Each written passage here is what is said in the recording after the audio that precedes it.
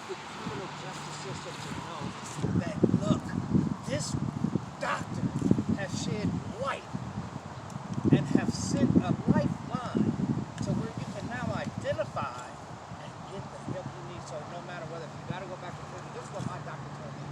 I want you to be Dr. Nina Minagawa, Dr.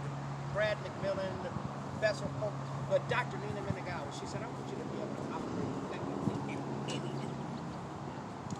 And she looked at me, she said, you're impulsive. She's a Japanese doctor, I love her. She said, you're impulsive.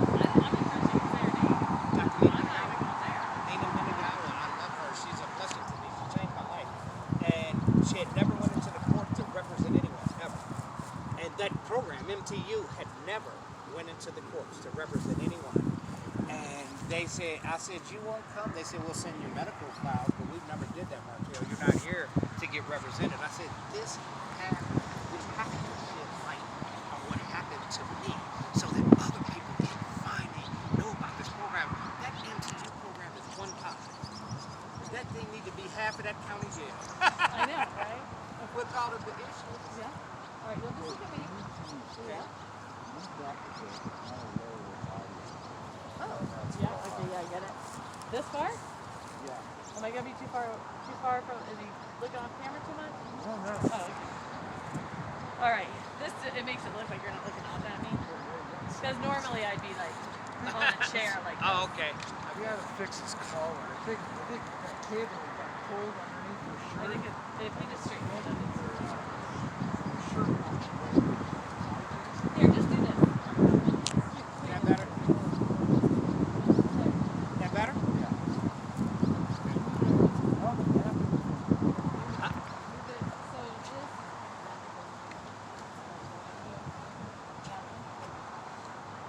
There we go. You get it. That better? Yes. Should I put my foot up my hand? Maybe I should put my arm. No, Is that No, better? no. Having the arm down is actually nice. Like here? Okay, cool. all right. So, first of all, give me your name and age. My name is Markel Duran Taylor Sr. I am 50 years old. I said my big 502. I'll be 51 next month, July 23rd. Oh, you're Yay, older than me. I'm making it. Thank God. Okay, so, how many years of your life did you spend in prison? 24 calendars with almost 15 years straight. Almost 19 straight, actually. Because I was only out for 6 months in 19 years. And so what landed you in jail? Adverse childhood experiences. Lacking guidance. Growing up. Childhood molestation. Father inducing me with drugs at a young age. Sorry, what do you want? I don't know. Now you're behind me. Oh, okay. Reaching around to see. I was like, I don't know what you're doing. Okay, sorry. Yeah. What landed you in jail? And being introduced to crime at a young age. I grew up in Flint, Michigan without proper guidance and proper direction. One parent guidance system. So by the time mom came home, the damage was already done. Our kids, I was a 10-year-old alcoholic and drug addict. Let alone lead in your water. Yes. Yeah. In Flint, yes. And I tell people that, and actually talk about that in the Kim Gorgons, in that whole 2013, it was a whole article. Okay, go ahead. We're not going there. But Yes. we're not going there. We're Okay, gonna go Kim. so we're going to come back, and I'm going to ask you about yeah. Let's get this over with. Okay. Your time you spent in jail, what got you there? What landed you there? What crimes? Aggravated robbery, all violent crimes pretty much. Aggravated robbery, second-degree kidnapping, aggravated robbery, drug case. I have like 7 felonies, 8 felonies. So if you were basically probably going to be spend the rest of your life in prison. The last one, 2016, yes, I was faced with over 300 years of incarceration in 2016 after doing all that, after doing almost 21 years. And how'd you get out? How did that not happen to you? How did it not happen to me? First and foremost, I was suicidal. Let me say that. I want to thank ABO's Marketing for talking me out of suicide. C.A. Shively, definitely, he's been advocating for us for a long time, but he came down to that county jail in 2016, and and talked me out of suicide. I also want to, God first, also. But Hey, Markel, okay, don't bunch your foot. okay, I'm so sorry. I'm sorry. So that happened first. Attorney comes to me, asks me the same question you just asked. David Kraut asked how much time did I spend in prison before this new aggravated robbery, second degree kidnapping. And I told him 21 years with almost 19 straight. He looked me in my face and said, no way in the world, you got traumatic, you have to have it. And I want to send you to the men's transition unit, which will help you get the treatment that you need. You don't worry about the case, you go get treatment, you need help working. And was he the first person to ever tell you that? And what went through your head when he said that? I cried. Because he asked me, how did this crime happen? And it's like my brain just went offline. It really did. After doing all of that time and coming home to society, it was like just stuck in I was frozen psychologically in time. That's what I say. I was simply a 47-year-old male with the brain of a 10-year-old child.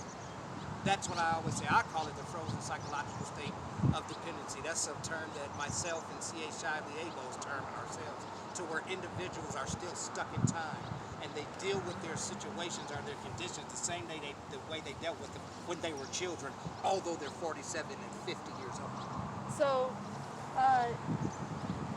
when you started getting treatment, they said, Markel, you have a TBI.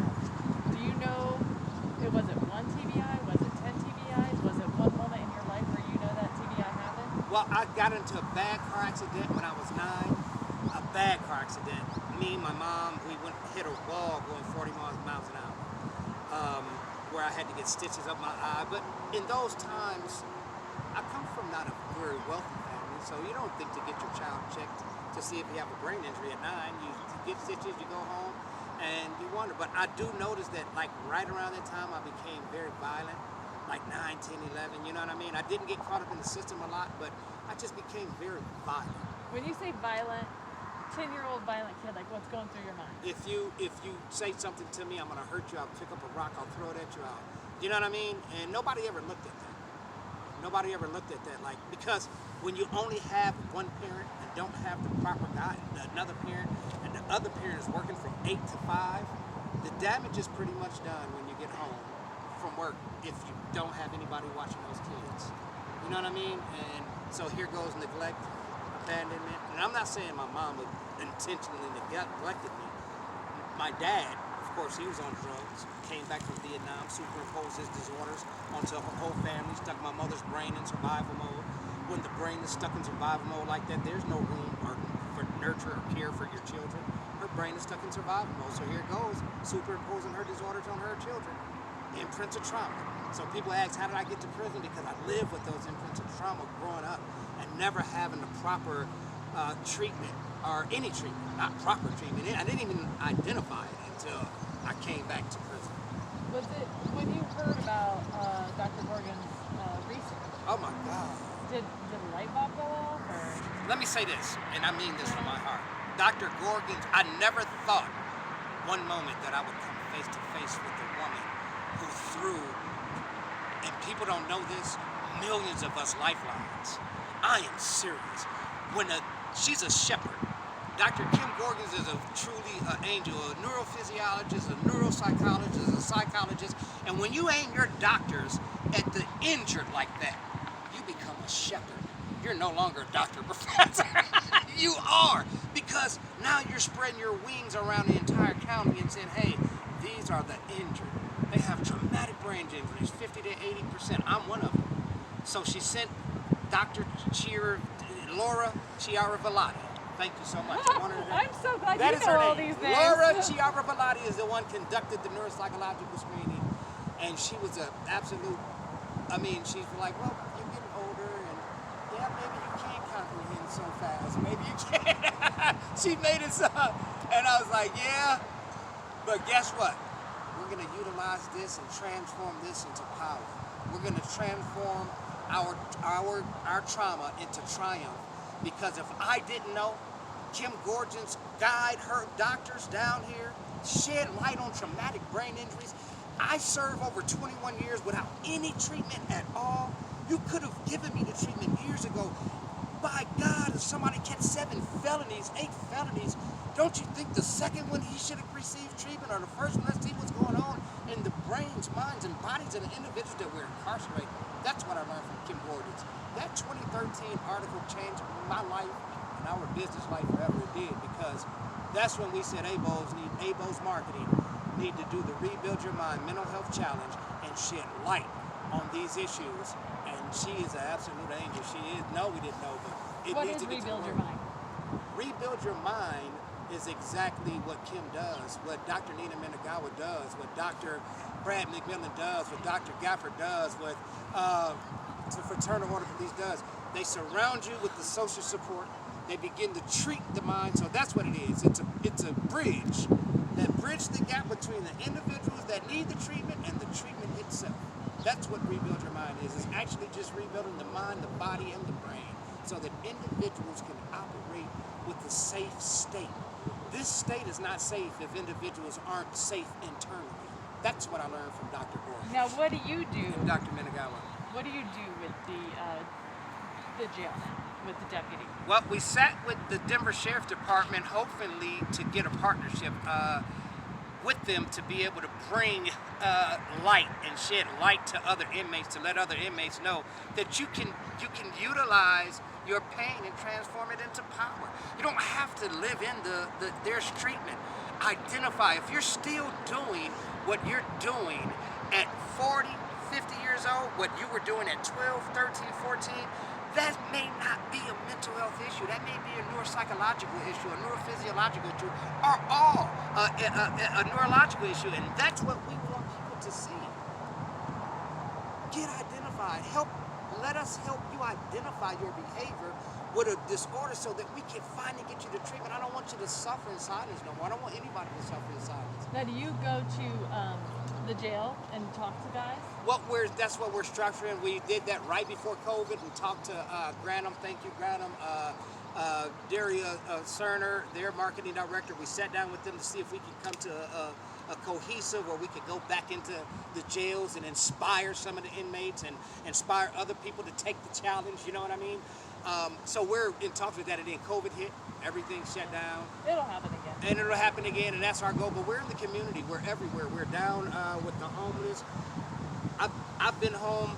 So are you trying to connect people with mental health services? That's what you're doing. So you're the homeless or rebuildyourmind.org. We developed the website so people can go and see what we're doing. We are connecting people with Izat Mugazi. These are some of our stakeholders. He's a hypnotherapist. We work with Dr. Nina Menagawa. She's been our doctor and kind of guided us. She's one of the ones that kind of sent the Rebuild Your Mind out to the mental health community to where other doctors was like, okay, we'll get on tape with you guys and do the challenge, because it is a challenge, and this is a challenge that we all need to become a part of. So what is the challenge? The challenge Look is... at the camera if you could challenge the viewers to do something. Challenge it, but make it short. Okay, I challenge the viewers to go inside of themselves and notice whatever is going on inside of you. Whenever you're dealing in your relationship with your children, take notice of that. I challenge you to do that. The challenge is about talking about your own mental health issues openly so people will feel safe. You may touch that 16-year-old. Once you talk about your own mental health issues, you make other people feel safe talking about their mental health issues, then you get to challenge 3 other people. I challenge Whoopi Goldberg. I challenge Ellen DeGeneres. And Chauncey Billups, I challenge you to the Rebuild Your Mind Mental Health Challenge. Whoopi, I've been watching you for years, and I'm telling you, we can really, really destigmatize these trauma and mental health disorders if we come together collectively. ABO's marketing and Rebuild Your Mind can't do it by ourselves. We need funding, we need help, we need a team, we need everything. We really need to surround this. Okay, one more thing. I have a question for you. How did you treat your TBI? And I have another question after that.